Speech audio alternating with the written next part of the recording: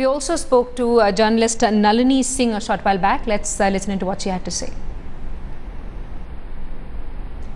Joining me now is Nalini Singh, veteran journalist and also someone who was a very close friend of late Sunanda Pushkar. Ma'am, thank you for speaking with Headlines today.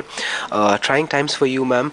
But you indeed had a last conversation with Sunanda Pushkar. Give us details of that last conversation. When did it happen and what all did you talk to her about?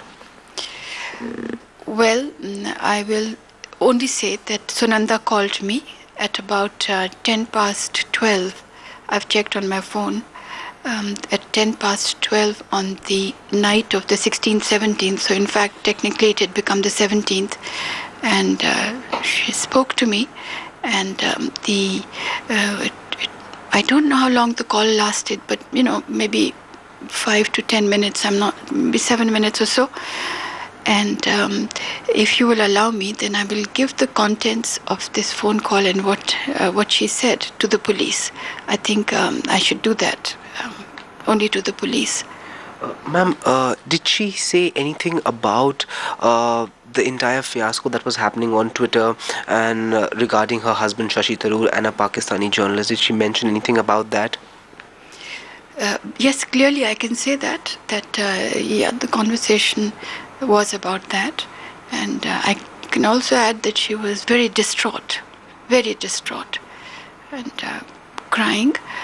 But also she steadied herself in the middle. So did any point during the conversation you had thought that she was emotionally so weak that she could try and in any way harm herself, which could have indeed prompted to what really happened yesterday and she passed away?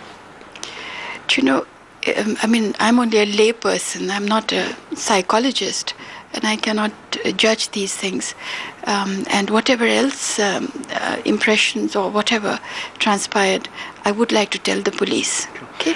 Ma'am, there is an email that is doing around, about 7 months old email between Shashi Tharoor and the particular Pakistani journalist, and there were Twitter messages, BBM messages. Did she just mention about the entire mail trail that was there between the Pakistani journalist and her husband Shashi Tharoor and other Twitter and BBM messages? She mentioned communication. Yes, she mentioned communication. Okay. Ma'am, could you give us some insight about her health condition? We believe that she was ailing. What was she suffering from? What was her emotional condition also when she spoke with you? Both her medical and emotional condition, ma'am. Well, you know, the thing is that she was under the impression that she was very ill. This is what she told me.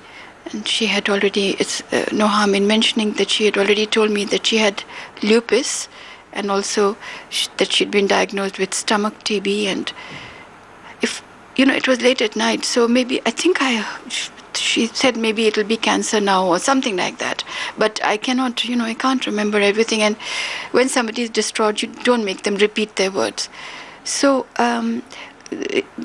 now she was under the impression that she was not well at all, and that she was really very sick. So I think that would definitely play on her mind. What her real medical condition was, only the post-mortem or the hospital she went to in Kerala will reveal. She did mention to me that she had checked into the hospital in Kerala. You're a very close friend of hers. What advice did you give her when you spoke with her? What did you tell her? How did you calm her down? What sense did you get from that conversation? Well, you know, when you say a very close friend, I must tell you that she was a fantastic personality. I have not met anybody in my life like that, who would draw you into her circle very quickly, very genuinely, with love and with sincerity. And these are things which are a little bit rare in the superficial society in which we live. So to that extent, yes, I was, you know, I definitely regarded her as a friend and she regarded me as a friend. So you're asking what was her emotional... what did you tell her when you spoke with her that day? You know, she was upset. She was mighty upset. So I did tell her that, Sunanda, just hear me out now. You know, everybody loves you. You know, you're loved by so many people, and you need to know that. And let's forget about whoever else is on your mind just now, this woman and whatever. But we love you. And that's the main thing. And you've got a huge circle of friends that you can rely on. And, so I was trying to tell her that she was, she was so worthy of so many things. She was, in fact, extremely intelligent. And I think that this part of her personality was perhaps something which was not recognized. The media was focused on her glamour and on her, striking beauty, and on the fact that she was, she spoke her mind, she spoke spontaneously. But the fact that I felt she needed to know this at that time, that she was well loved, that we would that there was a support backup. I don't know if she needed, but at least I was saying all these things to get her off this thing that she has suffered this. Certainly in her mind she thought she had suffered something huge, and it's not just now. She had been mentioning this for some time. Ma'am, you last spoke with her. Did you, in the last conversation, get a sense that she was really on the edge, or probably this alleged adultery which was being portrayed in that manner could have prompted her or could have triggered her to take an extreme step? Would you mind terribly if I discuss this and tell this to the police? I feel that I should do that. Sure. Ma'am, have you spoken with her family? You must be knowing her family as well. Have you spoken with anybody in the family, her brother, her father, her son, or for that matter, even Mr. Tharoor after this incident? No, I don't know her family. And I have not spoken to Shashi Tharoor, although I do know him. But I think he's going through his own, he's been in hospital and out and whatever. And She also mentioned in her tweets that she took the blame for a lot of things. She mentioned IPL, and she also mentioned about washing Mr. Tharoor's dirty linen. Not trying to get too personal into it, but did she just mention about these things? Were these things weighing on her mind apart from the thing that was actually also weighing on her mind? She did not mention the IPL. I think on the last conversation that we had, I don't think she mentioned IPL.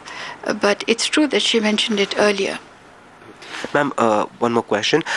Has the Delhi police contacted you, or have you contacted the Delhi police, and what has that contact been all about?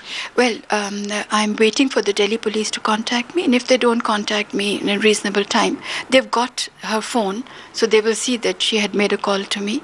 And if they don't contact me, I will contact them saying I'm here, and I'm very willing to tell them whatever transpired on that last phone call. But are you telling me that was the last phone call she made? Well, ma'am, we don't have information about that, but if we do, we will definitely let you know. That was Nalini Singh, veteran journalist, telling us her last conversation with her close friend Sunanda Pushkar. With camera person Vipin, Vijay Kao in Delhi for Headlines Today.